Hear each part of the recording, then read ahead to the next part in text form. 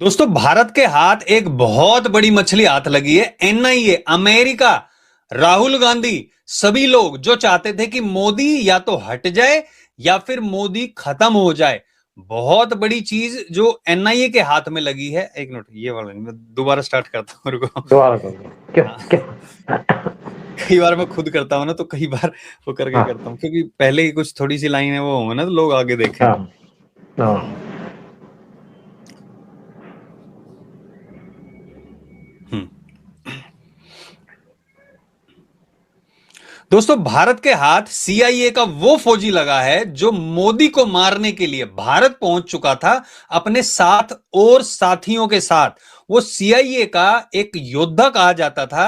अब सीआईए और राहुल गांधी दोनों के दोनों फंस गए, क्योंकि राहुल गांधी भी बार बार मणिपुर जाने के लिए मोदी को कहते थे। और ये कनेक्शन जो सामने आया है, ड्रोन की ट्रेनिंग देने वाला, आतंकवादी संगठनों को ट्रेनिंग देने वाला, हथियार, पता नहीं क्या क्या इंपोर्ट किया गया था, बहुत बड़ा खजाना हमारी सरकार के हाथ लग गया है, जो कि भारत में टुकड़े करने के लिए काम कर रहा था। जो सेवन सिस्टर्स की बात हो रही है ना, नॉर्थ ईस्ट को पूरा काटने के लिए और मोदी को एसेसिनेट करने के लिए, वो पूरा भेद खुल गया। और इसी पे चर्चा करने के लिए हमारे साथ एक्स-रो ऑफिसर जुड़े हैं आज। सूद सर, नमस्कार, आपका बहुत बहुत स्वागत है।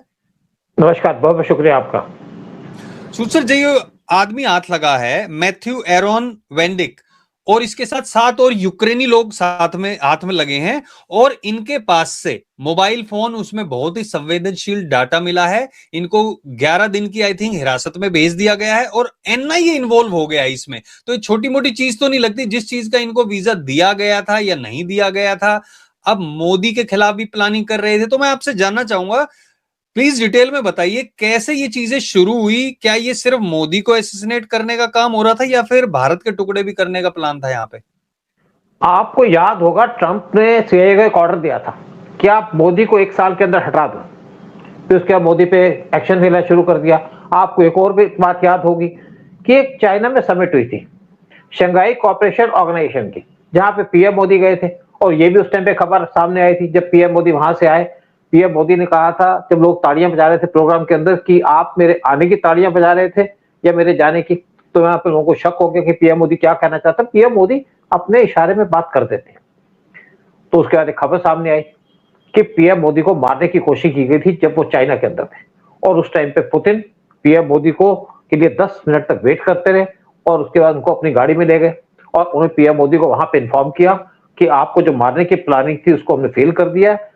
31 अगस्त को। और जो पुतिन थे वो पीएम मोदी को ले गए थे अपनी कार में 1 सितंबर को। और उस टाइम पे बांग्लादेश के अंदर बैठ करके मैथ्यू नाम का आदमी, जिसने पीएम मोदी को मारने की प्लानिंग की थी, उसको उन्होंने खत्म कर दिया। इसके अंदर केजीबी और साथ में रॉ काम कर रहे थे। और उसके बाद कुछ और लोग थे जो बांग्लादेश के अंदर बैठे थे, जो उसी के साथ लिंक थे, जो सीआईए के एजेंट थे। उनको भी एक एक करके खत्म कर दिया। और उनको मारने का बड़ा अलग सा तरीका था। यानी कि उनके जो क्लास था, यहाँ पे वो कुछ पी रहे थे, जूस पी रहे थे, उसमें जहर मिला दी। ये वही तरीका था जो आपके मोसाद अडॉप्ट करता है अपने दुश्मनों को खत्म करने का। और उसके बाद ऐसा लगा कि पीएम मोदी सेफ है, लेकिन पीएम मोदी पे हमले खत्म नहीं हुए थे। आपको एक और बात याद होगी, जब हमारा झगड़ा चल रहा था आपके नॉर्थ ईस्ट के अंदर, तो उस टाइम पे पीएम मणिपुर। मोदी को बार बार मणिपुर के अंदर, तो आपको उस टाइम पे याद होगा कि वहां पे कुकीज जो क्रिश्चियन है वो लड़ रहे थे वहां पे मेथिस के साथ जो हिंदू हैं। और कुकीज को सपोर्ट कर रहा था चाइनीज वेपन थे, साथ में अमेरिका के सीआईए के लोग वहां काम कर रहे थे। जो और बार बार राहुल गांधी पीएम मोदी से कह रहे थे आप मणिपुर क्यों नहीं जाते, क्योंकि उनको मना कर दिया था रॉ ने कि आप यहां नहीं जाएंगे। और उस टाइम पे ये भी बात की जा रही थी अगर पीएम मोदी जाते मणिपुर के अंदर तो उनके ऊपर अटेम्प्ट हो जाती, उनकी लाइफ पे अटेम्प्ट हो सकती थी। और इसलिए राहुल गांधी पीएम मोदी को चाहते थे कि वो जाए मणिपुर के अंदर और उनका रास्ता खाली हो जाए। राहुल गांधी को लगता है कि पीएम मोदी चले जाएंगे तो उनके रास्ते का कांटा खत्म हो जाएगा। और आज जो नया केस सामने आया मणिपुर के अंदर, देखिए मणिपुर के जो बॉर्डर लगता है इंडिया का, वो है 1643 किलोमीटर का। इसमें हमारा 4 स्टेट्स है जिनका बॉर्डर लगता है। एक है आपका अरुणाचल प्रदेश, जिसका बॉर्डर लगता है 320 किलोमीटर का। फिर लगता है नागालैंड का 215 किलोमीटर का, मणिपुर का 398 किलोमीटर का, और साथ में मिजोरम का 510 किलोमीटर का। और ये जो लोग काम कर रहे थे वो कर रहे थे जो हमारा मिजोरम के खिलाफ बॉर्डर लगता है, जहां पे चिन स्टेट है मणिपुर की। और चिन के अंदर एक आर्मी भी है उनकी। चिन इंडिपेंडेंट आर्मी। और इंडिया को खबर मिली, मैं कहूंगा इसके अंदर जो रॉ बड़ी एक्टिव थी, रॉ ने खबर ली और रॉ ने उसके बाद सारी की सारी खबर पास कर दी। देखिए जो आदमी को वीजा दिया गया, जो 7 आदमी पकड़े गए, 6 यूक्रेनियन थे और एक था आपका यूएस का सिटीजन मैथ्यू आरन।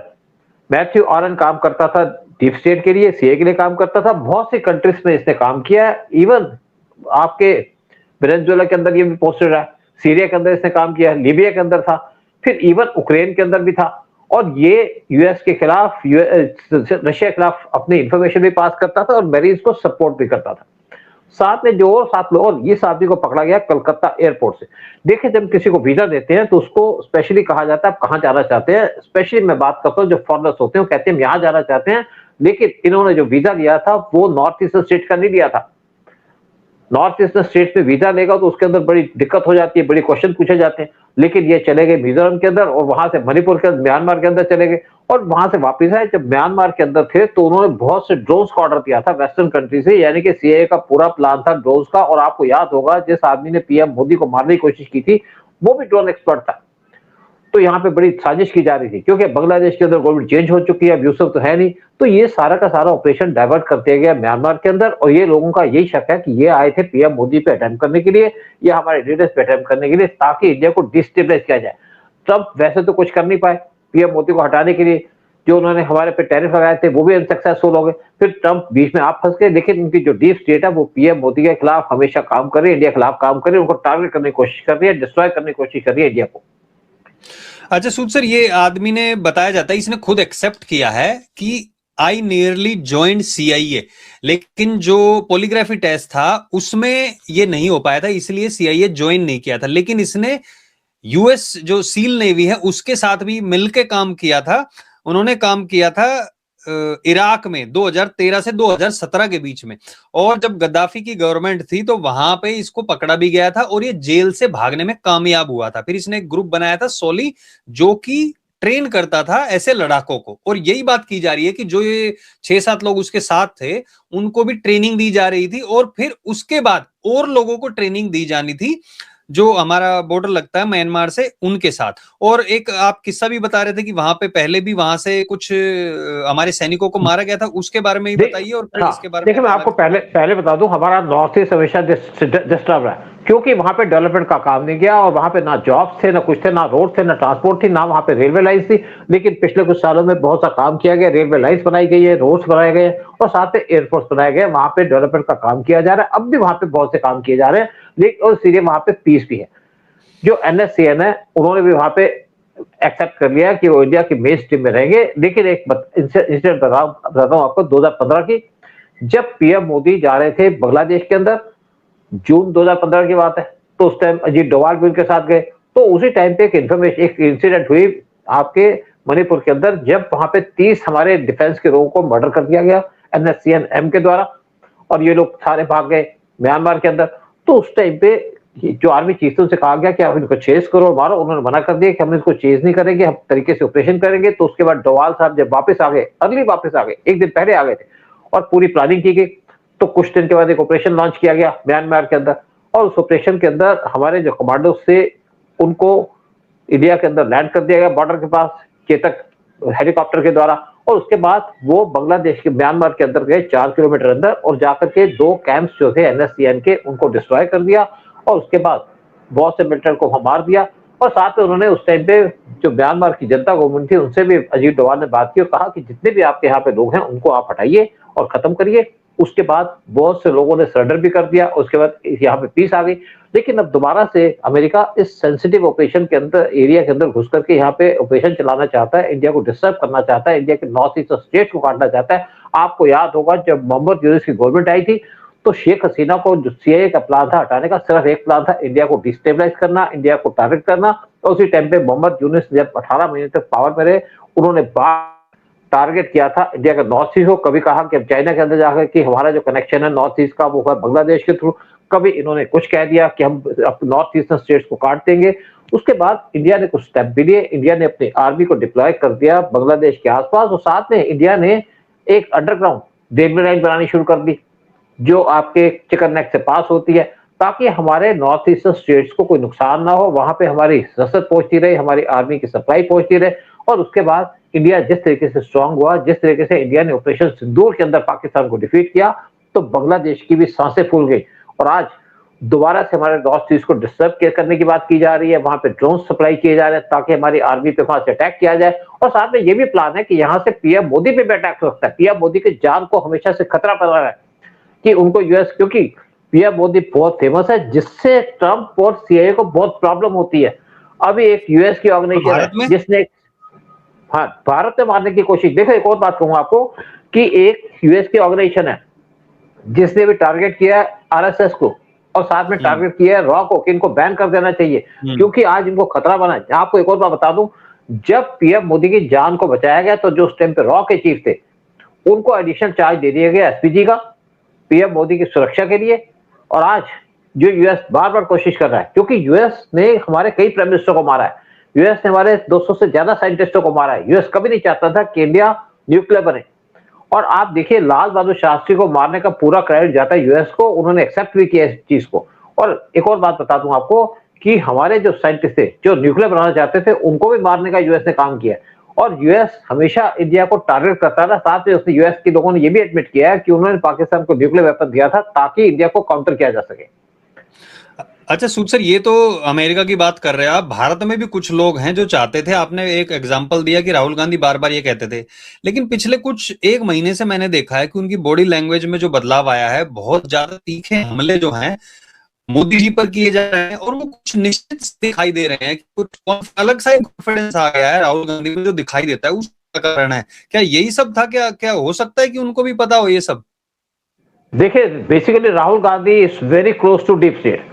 जब भी राहुल गांधी, देखिए राहुल गांधी ने पिछले 10 साल के अंदर 200 से ज्यादा फॉरेन ट्रिप्स किए हैं, इतनी तो पीएम मोदी ने नहीं की। और क्या करने जाते हैं, कभी सिंगापुर चले जाते थे, कभी बैंकॉक चले जाते थे, रिसेंटली वो गए हैं आपके एक और कंट्री के अंदर, वियतनाम के अंदर। इससे पहले पीएम जो राहुल गांधी है वो कोलंबिया के अंदर गए थे। कोलंबिया के अंदर आपके क्या इंटरेस्ट है, क्योंकि वहां पे एक डीप स्टेट की लेडी है जिसने रशिया यूक्रेन वार स्टार्ट किया है।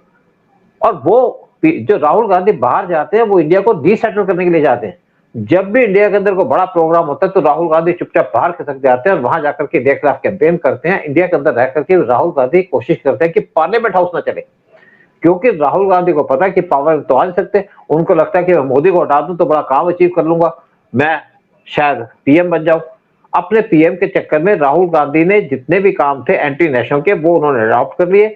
और आप देखिए क्या काम करते हैं राहुल गांधी, कभी पीएम मोदी को टारगेट किया, कभी पार्लियामेंट का हाउस को नहीं चलने देंगे, और जहां पे भी कुछ काम होता है एंटी इंडिया उस पर राहुल गांधी का नाम आ जाता है। तो आज हमें जो देश के अंदर जो मेन खतरा है वो हमारे अंदर से खतरा है। हमारे जब भी देखिए, जब हमारा ब्रिटिश राज था यहाँ पे, तब भी जो किले के दरवाजे खुलते थे अंदर से खुलते थे, और आज किले के दरवाजे खोलने के लिए पूरी कांग्रेस पार्टी बैठी है। आप टीवी चैनल में चले जाइए, आप देखिए राहुल गांधी कांग्रेस के लोग किस तरीके से लोगों को गालियां देते हैं, हमारे जो आर्मी के ऑफिसर्स हैं उनको गालियां देते हैं, और ये कोशिश करते हैं कि सारी की सारी डिबेट के अंदर ऐसा काम किया जाए ताकि इंडिया की इमेज डाउन हो, गिरे। और आज राहुल गांधी डीप स्टेट के साथ मिलकर के काम कर रहे हैं। राहुल गांधी चाइना को प्रेस करते हैं। आपको याद होगा कि ग्रेटर निकोबार के अंदर एक इंडिया बहुत बड़ा बेस बना रहा है, नेवल बेस बना रहा है, जहां पे हमारे एयरक्राफ्ट कैरियर को रखा जाएगा, और ये है क्लोज मलक्का स्टेट के। तो उसी टाइम पे सोनिया गांधी ने एक चिट्ठी लिखी थी अखबार के अंदर इंग्लिश में। देखिए सोनिया गांधी सिर्फ 8 क्लास पढ़ी है ना, उसको हिंदी आती है ना इंग्लिश आती है, लेकिन चिट्ठी उन्होंने इंग्लिश में लिख दी और कहा कि क्यों इंडिया वहां पे एक नेवल बेस बना रहा है, क्योंकि उनको डर था कि वहां पे नेवल बेस बनाने से चाइना को खतरा हो जाएगा। और आज ये जो लोग हैं ये उसी चीज को सपोर्ट करते हैं जो एंटी नेशनल सपोर्ट हो, चाहे इनको चाइना मिले, चाहे पाकिस्तान मिले, चाहे आपको मिले सीआईए। और एक और बात याद कर लीजिएगा, जब हमारा चाइना से स्टैंड ऑफ चल रहा था, पहली बार हमारा चाइना से स्टैंड ऑफ चला है कि हमारी आर्मी उनके सामने खड़ी रही है, तो बार बार ये नोक चोक करते रहे कि इंडिया ने अपनी जमीन दे दी, इंडिया ने अपनी जमीन दे दी, अपना प्रोपेगेंडा चलाते रहे इंडिया के खिलाफ, ताकि देश को नुकसान हो, मोदी को नुकसान हो और हमारी आर्मी को नुकसान हो। राइट, मतलब हो सकता है कि राहुल गांधी को भी इन चीजों के बारे में पता हो, इसलिए वो निश्चित नजर आ रहे हो। आपने बताया कि सीआईए ने कोई काम दिया गया था कि मोदी को हटाना है, और ये जो बंदा था ये बहुत ही ज्यादा बताया जाता है, आई डोंट नो इसमें कितनी सच्चाई है, कि बहुत ज्यादा क्लोज था सीआईए का, एक तरीके से बहुत बड़ा एसेट था। और मोदी जी के जान पे हमला, जो आपने बिल्कुल सही कहा, पहले पंजाब में वहां पे उनका काफिला रोक लिया था, फिर उसके बाद बांग्लादेश में जो पॉइजन की आपने बात की, मणिपुर जाने के लिए कहते थे, फिर ये जो हमारे धनखड़ जी हैं, इन्होंने इंटरनली कोशिश की थी लोगों के साथ मिलकर इनको हटाने के लिए। तो बहुत सारी कोशिशें होती रही हैं, लेकिन एक बात तो इससे स्पष्ट हो जाती है कि मोदी जब तक हैं, जब तक ये कुछ नहीं कर सकते हैं, और अगर मोदी हट भी गए किसी तरीके से या उन्होंने इस्तीफा भी दे दिया, तो ये तो काल था।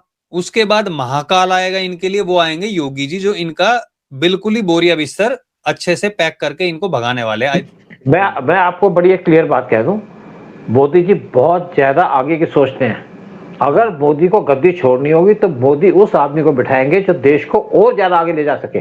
मोदी देश को नंगा नहीं छोड़ेंगे, हेडलेस नहीं छोड़ेंगे कि आज मैं चला गया कल कुछ नहीं होगा। मोदी जी उस आदमी को चुनेंगे, उस आदमी को गद्दी में बिठाएंगे जो आदमी देश को और आगे ले जाएगा। और राहुल गांधी का सपना सपना रह जाएगा। चोरों का काम यही होता है, देश को नुकसान पहुंचाना, देश को बर्बाद करना, देश के खिलाफ काम करना, पीछे के दरवाजे से दुश्मनों को घुसाना और देश को लुटवाना। और यही काम कर रही है हमारी कांग्रेस पार्टी, यही काम कर रही है हमारी समाजवादी पार्टी, और यही काम कर रही है हमारी ममता बनर्जी की पार्टी टीएमसी। तो चलिए देखते हैं, आप लोगों से ही पूछना चाहते हैं, जितने लोग देख रहे हैं, कि आप भी कमेंट सेक्शन में बताइए क्या लगता है आपको कि मोदी जी प्रधानमंत्री रहने चाहिए। प्लीज इस वीडियो को सब लोगों के साथ शेयर जरूर करना, क्योंकि जो ये आदमी पकड़ा है, ये बहुत बड़ा एसेट जो सीआईए का हाथ लगा है, ऐसा बताया जा रहा है। तो ये वीडियो हर हिंदुस्तानी तक पहुंचनी चाहिए, ताकि उनको पता चले कितना बड़ी प्लानिंग की जा रही है, ना सिर्फ भारत के खिलाफ बल्कि मोदी को हटाने के लिए भी। और कमेंट सेक्शन में बताइए क्या चाहते हैं आप, कि मोदी जी अभी रहने चाहिए प्राइम मिनिस्टर या नहीं रहने चाहिए। राहुल गांधी जैसे कि कहते हैं कि उनको प्रधानमंत्री बनाया जाना चाहिए। कमेंट सेक्शन में जरूर लिखें, और इस वीडियो को शेयर करके हमारे चैनल को सब्सक्राइब करें, जो पहली बार देख रहे हैं चैनल को। बहुत बहुत धन्यवाद सूद सर आपका भी आने के लिए। जय हिंद, जय बहुत बहुत भारत। शुक्रिया आपका। जय हिंद, जय भारत।